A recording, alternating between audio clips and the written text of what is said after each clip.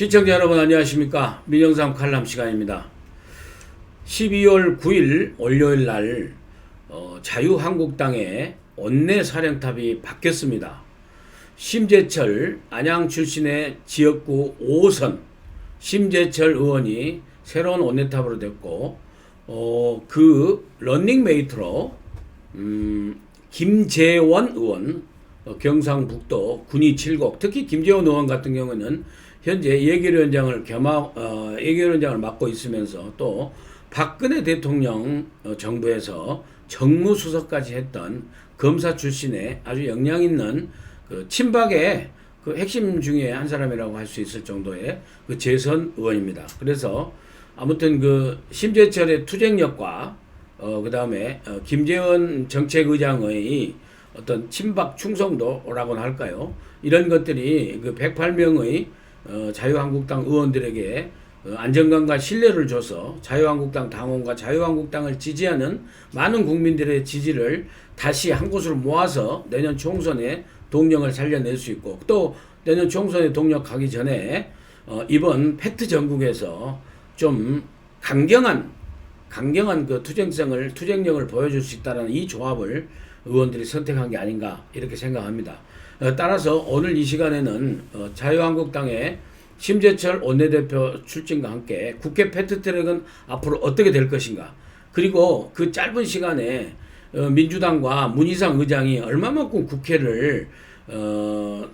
국회 위상을 추락시키고 국회의 권능을 스스로 붕괴시켰는가에 대해서 여러분과 함께 같이 개탄하고 비판하는 그런 그 말씀을 좀 나누고자 합니다. 먼저 국회 예산안 상황이 지금 이렇게 되어 있습니다. 원래는 그 문희상 의장과 민주당이 전부 한 통속이 돼가지고 12월 9일 월요일 날 안건 상정을 하기로 되어 있습니다. 그래서 먼저 선거법만 안건 상정을 하고 그러면은 이제 그 자유한국당에서 필리버스를 걸겠죠. 그러면은 내일 10일 날 정기국회가 딱 끝나니까 지금 11일부터 4일짜리 임시국회를 소집해 놨습니다. 그래서 10일 날 예산안하고 여러 가지 민생 입법을 갖다가 처리하고 난 다음에 필리버스를 걸어서 연장된 이 선거법을 우선 11일부터 14일까지 4일간 소집해 놓은 이 임시국회에서 다시 상정시켜서 자동 상정이니까 상정시켜서 4+1으로 힘으로 밀어붙여서 의결시키려고 그런 계획을 짜고 있었습니다.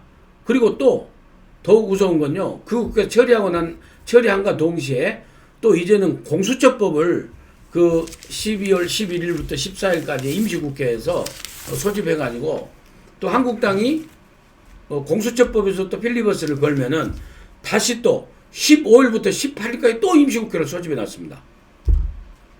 그렇게 해가지고 지금 조선일보에 오늘 월요일자 기사인데요. 시사회는 이 도표에 보시다시피 12월 10일부터 3, 4일짜리 임시국회를 6개를 소집해 놨습니다. 이게 완전히 이 국회를 갖다가 농간하는 이런 그 일정을 문희상 의장이 민주당에 또 청와대에 아주 좀 표현이 거칠지만 앞잡이라고 할까요? 그래서 12월 30일까지 6번의 그 살라미 임시국회, 살라미인가 소세지인가 몰라도 임시국회를 만들어서 이렇게 릴레이 임시국회로 한국당이 필리버스 걸면은 다음 임시국회에서 또 표결로 처리하고 또 그 다음 임시국회 처리하고 이렇게 해가지고 패트에 관한 법, 선거법, 그 다음 패트트랙법, 패트트랙법은요, 공수처법은요, 공수처 신설법이 하나 있고, 그 다음에 검경수사권 조정에 관해서는 형사소송법 개정안이 하나 있고요. 또 그 다음에는 검찰청법 개정안이 하나 있고요. 또 하나는 그 경찰 관련 또 무슨 법 하나가 있습니다. 그래서 이 그 선거법하고 그 공수처 검경수사권 조정 총 5개 법안이기 때문에 임시국회가 6번이 필요한 거죠. 이런 일정을 짜놓고 있는데 천만다행이게도 어찌됐건 간에 보관을 갖고 있는 자유한국당에서 투쟁성이 있는 심재철 의원이 원내대표가 돼서 여기에 저항하는 그런 스케줄을 갖다가 할 계획으로 해서 원내대표가 됐습니다. 그래서 원내대표 입장에서는 이제 지난 시간에 말씀드린 대로 좋다. 그러면은 필리버스대로 해서 12월 10날 임시국회가 정기국회가 딱 끝난다. 그럼 예산안만 처리해. 민생국도 처리, 나머지는 다 필리버스로 넘어가. 그러면은 민주당이 문희상 의장이 민주당과 소집에는 12월 11일부터 14일까지 임시국회 있지 않습니까? 여기서 이제 선거법을 처리하지 않습니까? 그러면은 그 선거법에 대해서는요, 이 자유한국당은 수정안을 갖다가 몇백 개를 낸다는 겁니다. 그렇게 해서 할 때면 해보자. 이런 보관을 가지고 딱 갔죠. 그래서 오전에 심재철 원내대표가 딱 그 원내대표로 선출되고 난 다음에 저쪽에 이인영 원내대표 그리고 바른미래당의 오신환 원내대표 그리고 문희상 의장하고 그 합의를 본 것 같습니다. 본 것 봐가지고 일단 예산안은 전부 빠꾸시켜라. 4+1 예산안 4+1이 그 말이 되느냐? 이 부분 제가 바로 좀 이따 말씀드리겠습니다. 그렇게 해서 예산안 갖다가 원안 처리하고 다시 예산안은 한국당과 그다음에 바른미래당과 민주당과 원내 교섭단체가 구성된 여기서 갖다가 해서 논의하고 그다음에 예산 결산 예결해서 본회의로 넘어와야지. 무슨 헌법과 법률에도 국회법에도 없는 무슨 4+1한 협의체가 이렇게 할 수가 있느냐. 그래서 심재철 원내대표가 그 예산안은 절대 안 된다. 빠꾸시켜라. 빠꾸시켰습니다. 그 대신 심재철 원내대표가 필리버스 내가 그러면은 철회하겠다. 199개 철회하겠다. 그러니까 또 문희상 의장은 9일날 10일날 선거법하고 패스트트랙 법 거기 안건으로 상정시키지 않겠다. 이렇게 합의를 봤습니다. 합의를 봐가지고 일단 여러분께서 잠시 시청자 여러분께서는 한숨을 좀 놓으셔도 될 것 같습니다. 그래서 12월 10날까지 정기국회가 마지막 될 때까지는 예산안하고 필리버스가 이제 해제됐기 때문에 각종 민생 법안에 대해서 쭉 이제 순차적으로 12월 10일까지 다 처리하게 될 것 같습니다. 그리고 이 예산안 같은 경우에는 513조의 그 총액이 행정부에서 넘어왔는데요. 이것을 갖다가 그 4+1 그 불법 협의체에서 1조 3천억을 갖다가 순감소시키는 그런 안으로 냈다고 그랬는데 그 자유한국당 심재철 원내대표 그거 무효화시켰습니다. 그래서 다시 쓸데없는 그 내년 예산, 쓸데없는 선심성 내년 예산. 그러니까 말하자면요, 일자리 안전기금이네, 무슨 청년 일자리 무슨 기금이네, 이런 거 논아주는 거 있지 않습니까? 표 보고 이런 거 아마 싹둑싹둑 다 자르려고 지금 오늘 내일 다시 협의를 할 것 같습니다. 근데 지난번에 사실 며칠 전에 12월 3일부터 한 4, 5일 동안 문희상 의장이 정말 최악의 국회의장으로서 저는 활동을 했다고 봅니다. 국회의장은 사실은 국가 서열 2위입니다.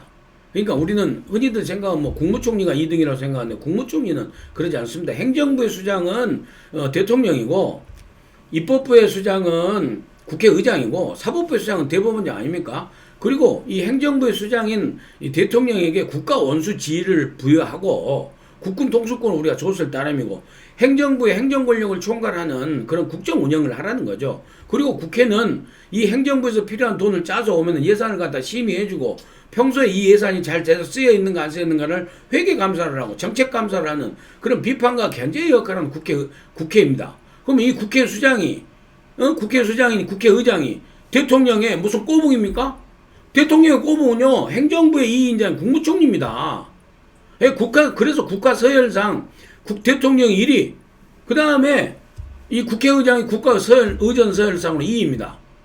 이런 국회의장이 무슨 청와대 문재인 대통령의 완전히 무슨 심부름꾼 이상을 넘어서서 자발적으로 지금 이렇게 해가지고 어떻게 예산을 갖다가 국회 예결위가 따로 있고 국회 원내교섭단체가 따로 있는데 무슨 4+1이라는 그 국회 임의단체 무슨 친목단체에 갖다가 회의에서 우리 513조 예산을 갖다가 주물럭주물럭 해서 그런 안을 내놓습니까? 그런 안을 갖다가 국회의장이 어떻게 통과시킨다고 얘기를 할 수가 있습니까? 정말 막말로 해서 말입니다. 친목회, 어느 친목회도 친목회장 뽑아놓고 총무 뽑아놓고 간사 뽑아놓고 친목회가 가을 단풍놀이 가든 봄 나들이 가든지 간에 어디를 가도 결정할 때도 다 그 회칙에서 뽑아놓은 그런 지도부에서 갖다 의사결정을 하고 나머지 회원들은 갖다 다 따라가는 거 아닙니까? 국회에 원내교섭단체가 당연히 있는 거고 민주당과 한국당과 바른미래당 원내교섭단체가 있는 거고 국회 예산결산위가 있는 건데 이런 걸 갖다가 전부 정쟁에 의해서 잠시 중단됐다고 해가지고 어떻게 민주당의 앞잡이가 돼가지고 국회의장이 항상 중립을 짓고 여야 할 것 없이 국회를 갖다가 입법부를 잘 이끌어 가라고 해서 국회의장은 당선되면은 탈당을 하지 않습니까? 정말 이번에 문희상 국회의장은 대한민국의 국회 그 위상을 갖다가 스스로 추락시키고 국회의 권능을 갖다가 스스로 붕괴시킨 최악의 국회의장으로 저는 기록될 거라고 봅니다. 최근 그 11월 말 12월 초까지 보여준 문희상 의장 때문에 사보임이 갖다가 임시회 때 되네 안 되나 법적인 유권 해석이 아직 남아 있지만은 사보임을 갖다가 임시회 그 해줘가지고 사실은 팩트트랙이 이렇게 지금 여기까지 온 거 아닙니까? 예? 그런 상황 속에서 이번에 또 어떻게 불법적인 갖다가 여야 국회의원을 갖다 침묵해 범친여 범여권에 그냥 그 2중대 3중대 다 모인 그런 친목단체 국회의원들한테 예산 심의하라는 예산 심의권을 주고 거기서 나온 수정안을 가지고 예산을 갖다 심의하려고 하는 그런 국회의장이 어디 갔습니까?